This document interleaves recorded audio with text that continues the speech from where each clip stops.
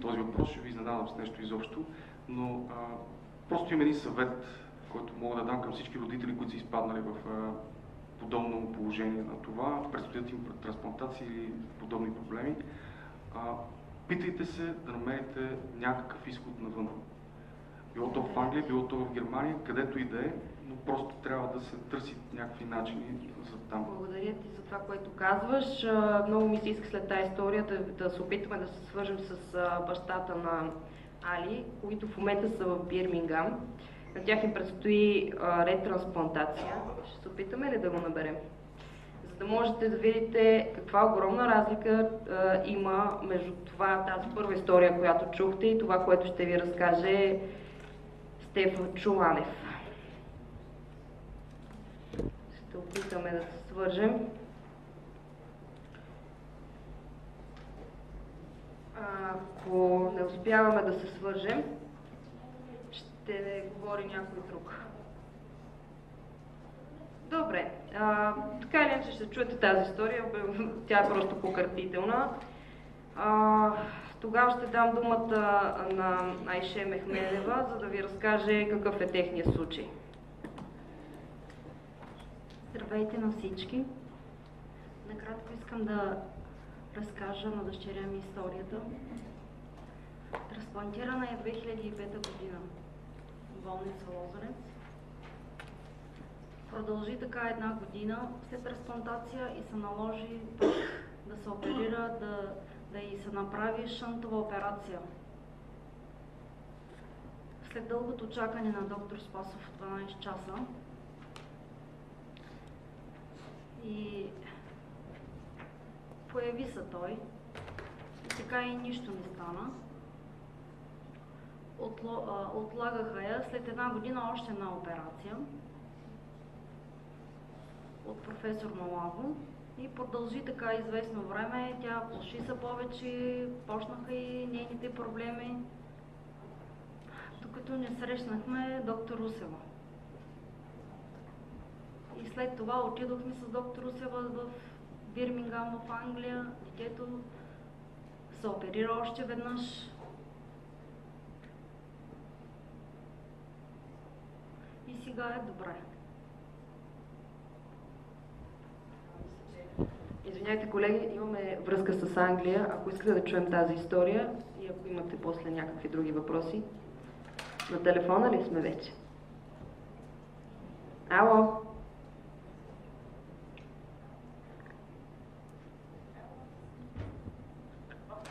Чувате ли ни?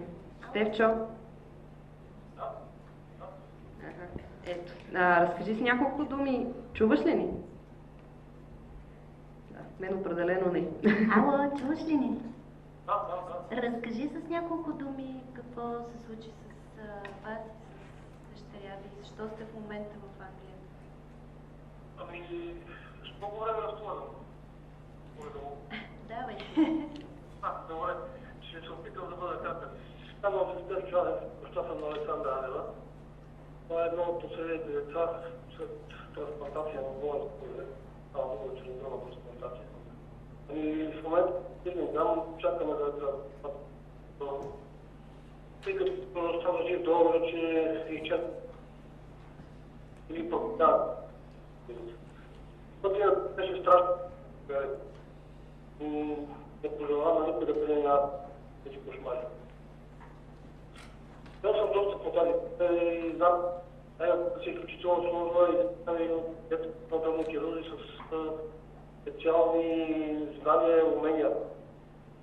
Не малко пазва обаче и сред наблюдение, което трябва да се вижда от много добри и отлично подготвени специалисти, които могат да реагират на всяко усложнение. Благодарен съм на Бога, че се добрата на детето. И след подробни изследвания се видя, че тя е на детето. България никой не знаеш, въпреки че бяхме предварителни от най-добрите специалисти. Само, че в нашия това се оказва недостатъчно. Ми помогнеш изпълнение на достатъчно видеалите етап. България в момента не разполага с нито след година паза, нито с достатъчно подготвени кадри за дейност. Това е по-лично мнение. Искам децата да заложат предоман етап не свише, за съжаление. Бъде ни живеем в тази. На всяка трябва да бъде експерименти, за мен. Темата е неприятна, но че истината още повече. Само в европейския живот е да не говорим за тези такива. Не знам, си изпълни тази информация до тези хора, на които им пръщат това нещо. Първо. Точно България на повече обърна и възможността и така нататък. Но това е възможно тези деца да не сбогат живота си е така нататък. Това е това. Кажа,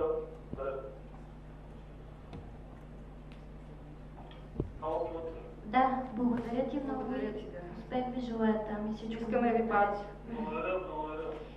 Наистина беше малко недобре, не се чуваше много добре и затова ще дам думата на Рачето, която е с детенце, което е трансплантирано в Германия, която със сигурност ще може да ви разкаже каква е разликата между това, което се случва тук и това, което се случва на Запад. Раче, моля те, после ако някой от вас има желание, тя има документи, с които просто да ви направи презентация как изглежда една епикриза в болница Лозенец и как изглежда една епикриза в Германия. Раче, ти си. Добър ден, казвам се Радка Йорданова и съм майка на Радина Митева. За съжаление се оказва, че извинявайте, много съм развълнувана. Децата с атрезия на жлъчни пътища, всички съдби на тези, които са ретрансплантирани, починали или нашето, се препокриват.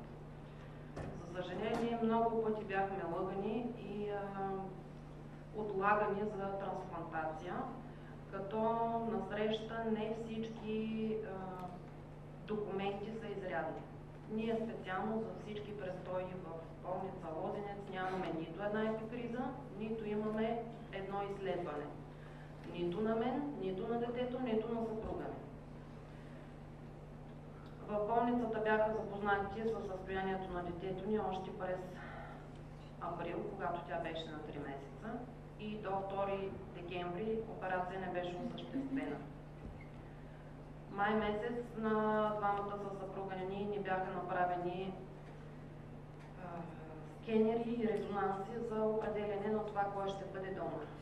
2 месеца нямаше кой да ни каже какво се случва и дали някой от нас е подходящ. Единствените изследвания, които ние имаме в България за всичко това са от детската клиника. Там ни бяха направени кръвни изследвания и екографии.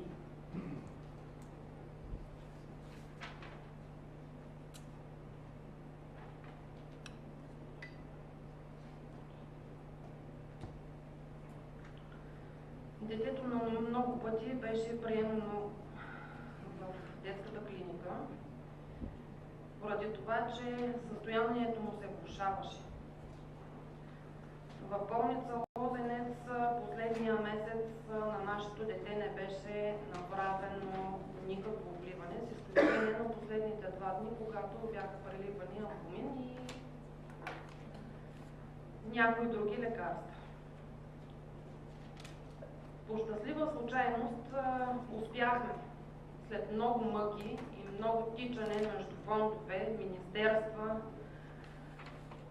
приемни кабинети на президент, на премиер, на здравна каса и къде ли още не, в крайна сметка на нас не беше позволено да излезем навън. Радина е трансплантирана на 24 февруари 2010, когато тя вече е на година 1 месец. Имайте предвид, че деца като моето, ако не се трансплантират до година и малко, тези деца си отиват. Ние протестираме за това, че децата умишлено се бавят в болница Лозенец, без да ни бъде отговорено защо се случва това. Много от докторите там ни съветваха да отидем и да се молим на доктор Спасов да бъдем оперирани. Знаете ли колко време ни отне това? Месеци наред. Мъжът ми беше на няколко пъти лъган от администрацията на Лозенец, че доктора е извън болницата и къде ли не още, ние го срещахме по коридорите и той ни отминаваше без дори да ни обърне внимание. Имам писмо, което сме разписали и двамата и сме пратили и до управителния съвет на болницата с техен мокър печат, до министерство, до президент и до премиер. Единственият отговор беше от приемната на президента, за да ни попитат с какво могат да ни помогнат. Да ни включат ли в българската Коледа, на което аз отговорих, че за нас може би тогава вече ще е късно. От тях искахме и молехме детето ни да бъде или трансплантирано тук в България, или да ни изпратят навън. Имам документи, с които мога да покажа какво е състоянието и на донора, и на детето, преди и след трансплантация. Абсолютно всякакви изследвания. Било кръвни, било ехографски. На нас, след изписването от Германия, ни дадаха цялата информация, дори на дискове. Пак казвам, от болница Лозенец ние нямаме нито една епикриза, нито едно изследване. При наши искания отговора беше: нямате нужда от това. Вие така или иначе ще се върнете при нас. Разберете, ние не искаме това да се случва с никое друго дете. Това са нашите деца. Децата на България. Не може да ги отминаваме с лека ръка. Защото днес това са нашите деца. Утре не се знае на кого ще бъде вашето, на вашите близки. Не искаме да минават всички тези деца през този ад, през който минахме ние.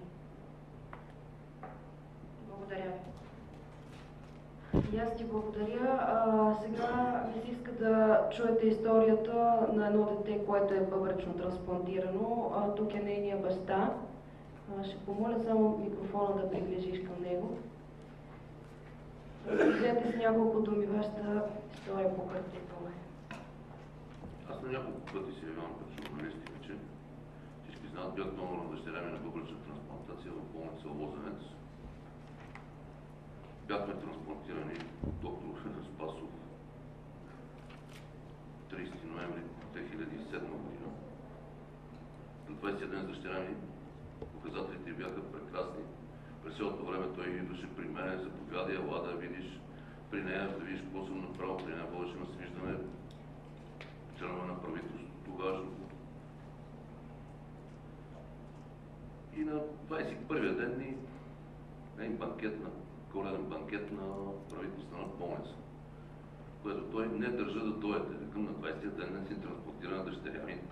На 20-я ден как мога да отиваме на банкет? Не, задължително, иначе няма просто да погледна, няма така, няма иначе.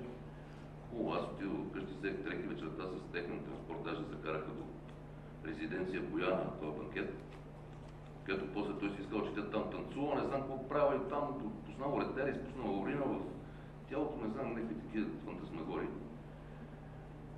Както и да оттам се прибрахме вкъщи, на другия ден си коремщо. Върнахме се, обадихме се на Мотафов, заместник директор на правителствена болница, веднага елата тук, както и да е, и оттам се започнаме нашите пътила. Доктор Спасов казва лично, той сега отговаря, че такъв медицински термин няма клипче, но на мен лично ми беше обяснено пред операционната, че едно клипче, където е хванал уретера за пикващия мехур, е изпуснал малко урина. Налага се да отворим. Съответно, това отваряне става през нощта, по незнайни причини. Имам свидетели, имам човек с мен на всички отваря на дъщеря ми. След 3-4 дни дъщеря ми положението започва да се влошава. Румба, така му беше обяснението. На мен няма нищо лошо. Все още имам доверие. Нещо проблем, нещо преплитане на червата ме. Трябва да отвориме пак. Отварят и пак. Третия път. Но даже обясни какво извади от червата, като камъни, като... Да не влизаме в подробности. Наложи се трети път за това. Никога през това време той не ми е казал нещо, че има бандисит, остър корем или нещо такова. Както и да е, после ще минем на това.